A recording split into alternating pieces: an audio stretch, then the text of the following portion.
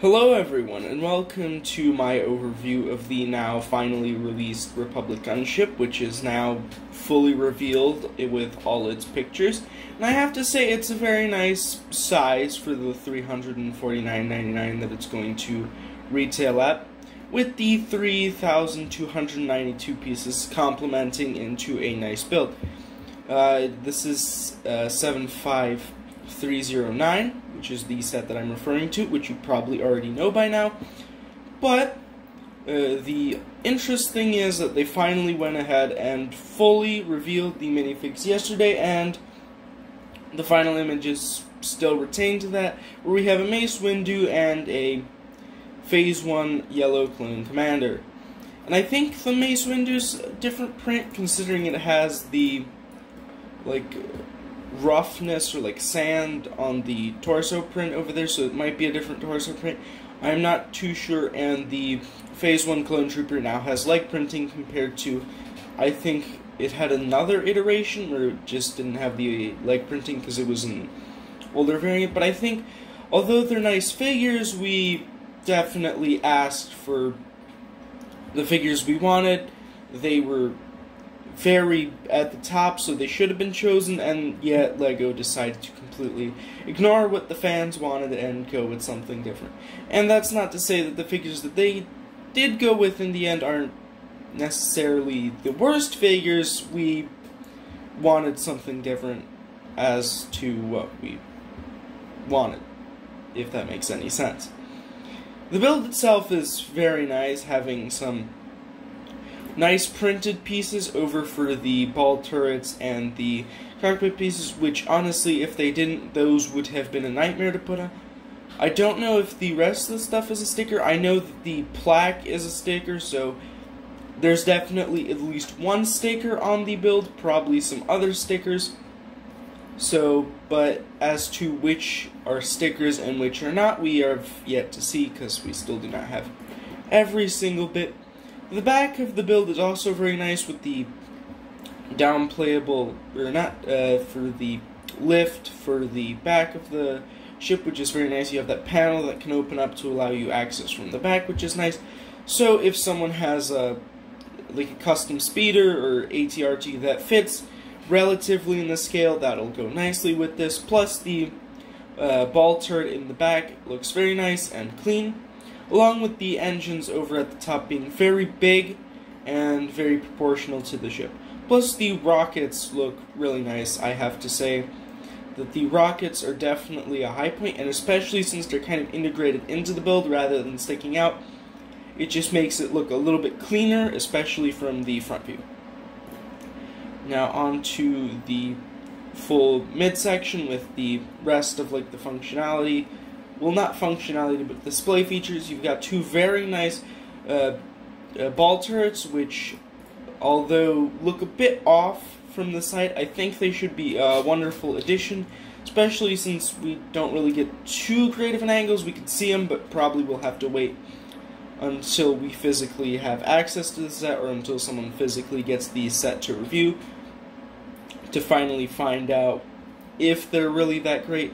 And then the two big doors look phenomenal. I think they did a wonderful job on those doors. I mean, they're just doors, but at least they look good.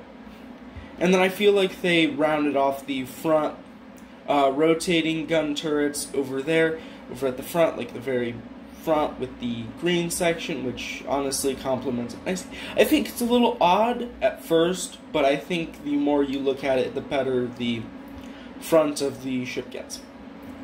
And honestly, I feel like they did a really nice job. I mean, you could put minifigures in the mid component because there are studs, but I don't normally see why you'd want to do that unless you're display. But honestly, you have a lot of options with this set. Display-wise, the stand I think might only have one setting as far as the pictures go, but honestly, it's a nice display.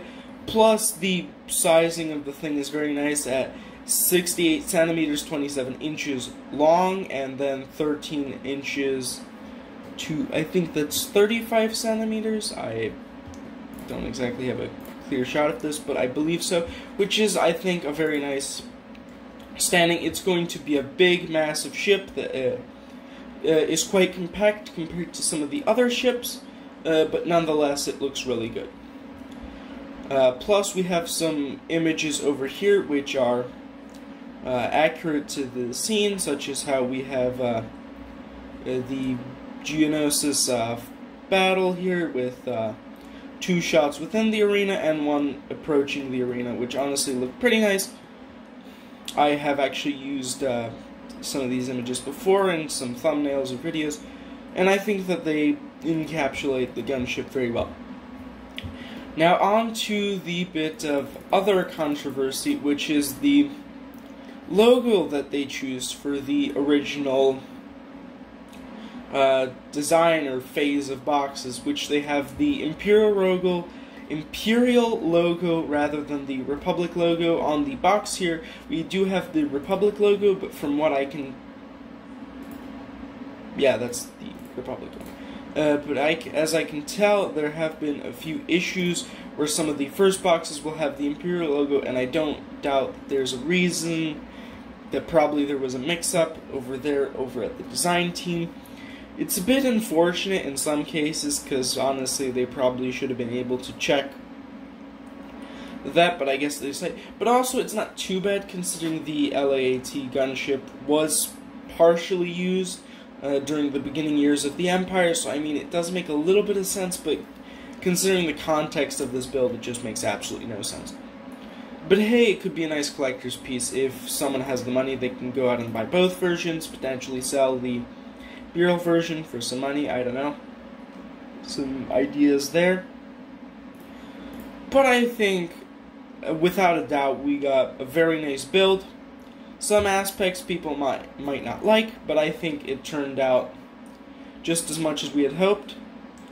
And honestly, there were some people that may have had their doubts. They would have preferred one of the other 2 ships, which I believe was the Nebulon B frigate and the Type Bomber, if I'm not mistaken. Both of those would have been nice sets as well, but I think the gunship was the right choice, especially since we haven't had a Clone Wars era UCS set for about 10 years, which is honestly quite a shock, but what can you do if they really just do not want to talk about the prequels half the time? But I think that wraps up this UCS review, so we don't have the set because it doesn't come out until August 1st, but what can you do? I think this has been a wonderful review of the set with the box images that we have. Sure, I may not have every single nook and cranny covered, but I think I've done a decent job here. So I hope you enjoyed, and see you next time. Bye.